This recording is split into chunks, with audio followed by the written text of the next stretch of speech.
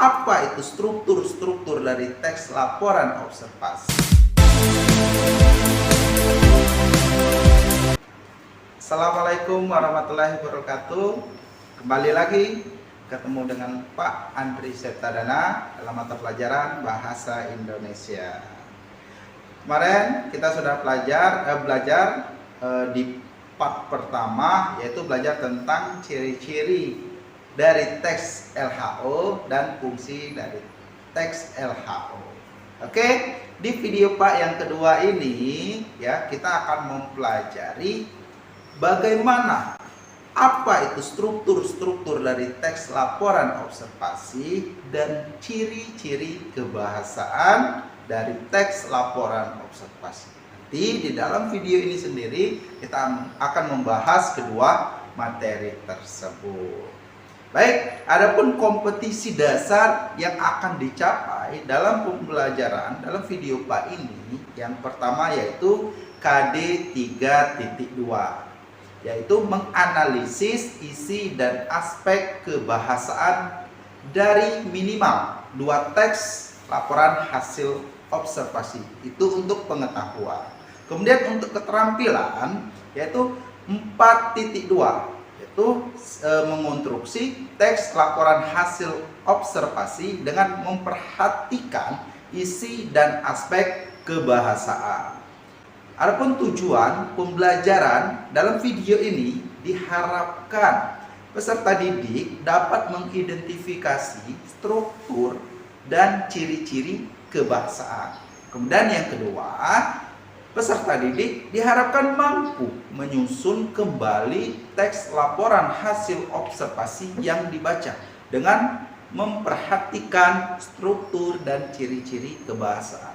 Kemudian yang terakhir, tujuannya adalah diharapkan peserta didik dapat mempresentasikan, menanggapi, dan merevisi teks laporan hasil observasi yang telah disusun. Baik, itulah tadi yang kita bahas kompetisi dasar ya, KD-nya 3.2 dan 4.2, kemudian tujuan pembelajaran kita pada hari ini di dalam video ini, di video Pak yang kedua ini. Baik, sesuai dengan yang Pak jelaskan tadi, sesuai dengan KD, bahwa ada 2 materi yang akan kita bahas dalam pertemuan kali ini. Yang pertama yaitu struktur dari teks LHO.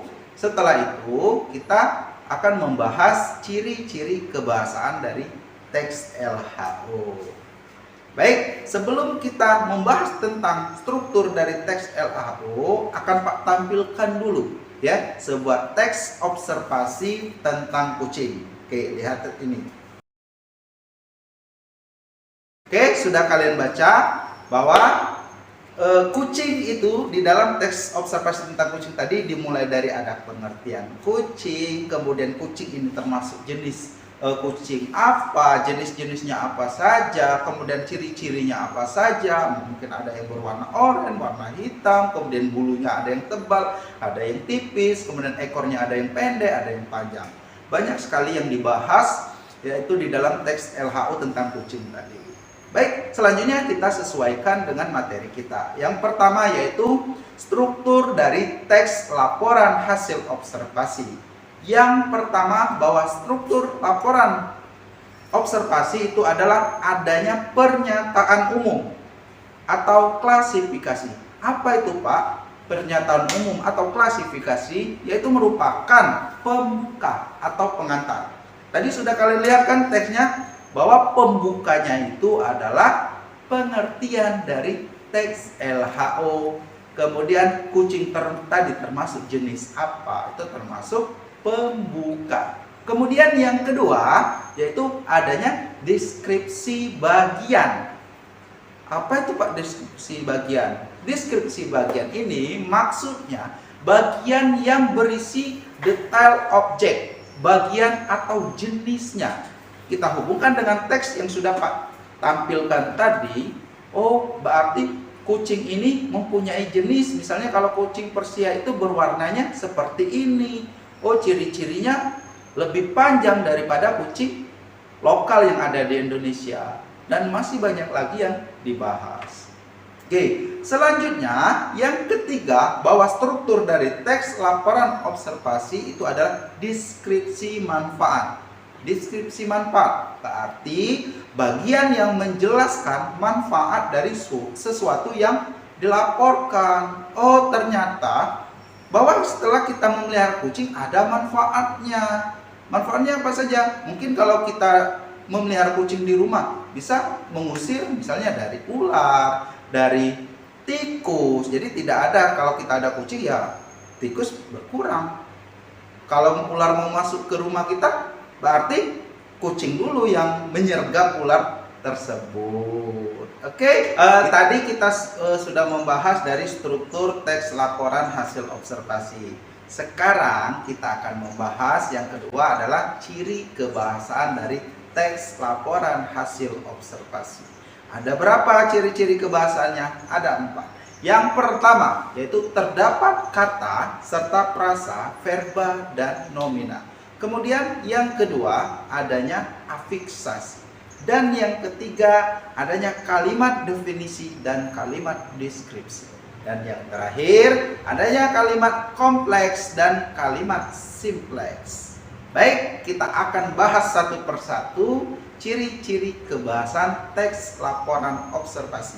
Yang pertama, terdapat kata serta frasa, verba, dan nomina. Apa itu kata? Kata itu adalah kata yang memiliki hanya satu fungsi, seperti sapu, sepatu, buah, dan lain-lain sebagainya. Kemudian apa itu frasa, Pak? Frasa adalah kata yang terdiri atas 2 kata atau lebih yang mengandung satu fungsi makna. Ya, kemudian atau yang lainnya, bahwa frasa itu sering juga disebut dengan kalimat atau kelompok kata. Pak, saya belum paham, Pak. Contohnya seperti apa, Pak? Oke, Pak kasih tahu contoh yang pertama, yaitu misalnya frasa yang menduduki posisi subjek. Yang seperti apa? Misal contohnya siswa baru. Siswa, kalau cuma siswa itu disebut kata. Tetapi dengan ada katanya baru, dia menjadi sebuah frasa karena dia terdiri dari 2 kata tetapi mempunyai satu fungsi, hanya sebagai subjek. Sebelum paham, Pak kasih contoh yang kedua. Misal frasa yang posisinya berfungsi sebagai predikat. Seperti ini. Misalnya, sedang membersihkan. Sedang membersihkan itu hanya menduduki satu fungsi, yaitu sebagai predikat. Sedang itu adalah kata, membersihkan itu adalah kata. Tetapi kata membersihkan ini sudah mendapatkan imbuhan afiksasi. Oke, itu yang dikatakan dengan frasa. Selanjutnya, verba, bahwa terdapat frasa verba, frasa nomina. Apa itu, Pak? Verba adalah kata yang menyatakan suatu tindakan dan sering juga disebut dengan kata kerja. Jadi kata kuncinya bahwa verba itu adalah kata kerja. Misal kata sapu menjadi menyapu, kan kita melakukan sesuatu. Misal mencuci atau misal menyapu. Jadi melakukan sesuatu itu dikatakan dengan verba atau kata kerja. Kemudian nomina. Nomina itu adalah kata yang sering juga disebut dengan kata benda. Misal pensil, buku, paku, dan lain-lain sebagainya. Itu adalah ciri yang pertama. Selanjutnya, ciri yang kedua, adanya afiksasi atau imbuhan. Afiksasi merupakan imbuhan yang biasanya, contohnya misalnya nomina bisa menjadi verba. Misal imbuhannya tadi misalnya kata dasarnya sapu, dia bisa menjadi sebuah verba dari kata nominanya sapu tadi. Misal dari sapu menjadi menyapu dan lain-lain sebagainya. Selanjutnya, ciri kebahasan dari teks LHO yang ketiga adalah adanya kalimat definisi dan deskripsi. Pak, apa itu kalimat definisi? Kalimat definisi adalah kalimat yang berisi tentang pengertian suatu hal. Biasanya kalimat definisi ini memiliki kata kunci. Ialah, adalah, yaitu, yakni, dan lain-lain sebagainya. Itu merupakan contoh kalimat definisi. Misalnya kucing adalah ini, kucing yaitu ini. Itu adalah kalimat definisi. Selanjutnya kalimat deskripsi. Kalimat deskripsi apa itu, Pak? Kalimat deskripsi adalah menerangkan sesuatu. Ya, menerangkan sesuatu. Contohnya di dalam buku kita bahasa Indonesia di buku paket itu ada sebuah teks observasi, misalnya wayang ini terbuat dari bla bla bla bla. Itu adalah sebuah kalimat deskripsi, menggambarkan, ya. Berarti misalnya wayang ini terbuat dari kulit kerbau yang ditata dan diberi warna sesuai dengan kondisi kerbau itu sendiri. Itu adalah contoh dari kalimat deskripsi. Selanjutnya yang terakhir, ciri-ciri dari kalimat, ciri-ciri dari teks kebahasan, yaitu adanya kalimat kompleks dan kalimat simpleks. Kalau kita sering mendengar itu adanya kalimat tunggal atau kalimat majemuk. Apa itu, Pak, kalimat simpleks? Simpleks itu atau kalimat tunggal adalah kalimat yang hanya terdiri dari satu struktur kalimat. Misal, hanya terdiri dari subjek, predikat. Bisa juga dia hanya terdiri dari subjek, predikat, objek. Atau bisa juga dia terdiri dari subjek, predikat, objek, ataupun keterangan. Pak, saya masih belum paham. Kasih contoh dong satu. Baik, Pak, kasih contoh satu. Misalnya, saya membeli pulpen di toko. Saya menduduki sebagai subjek. Membeli itu memiliki fungsi sebagai predikat.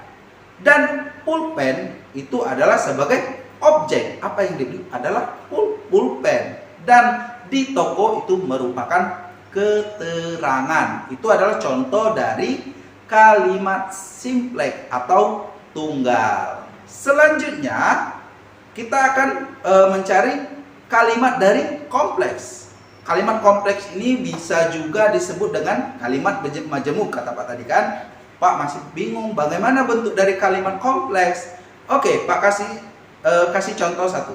Misal kalimatnya seperti ini. Saya dan ibu membeli sayur dan buah-buahan di warung. Saya dan ibu itu memiliki fungsi sebagai subjek. Lebih dari satu kan? Tidak tunggal kan?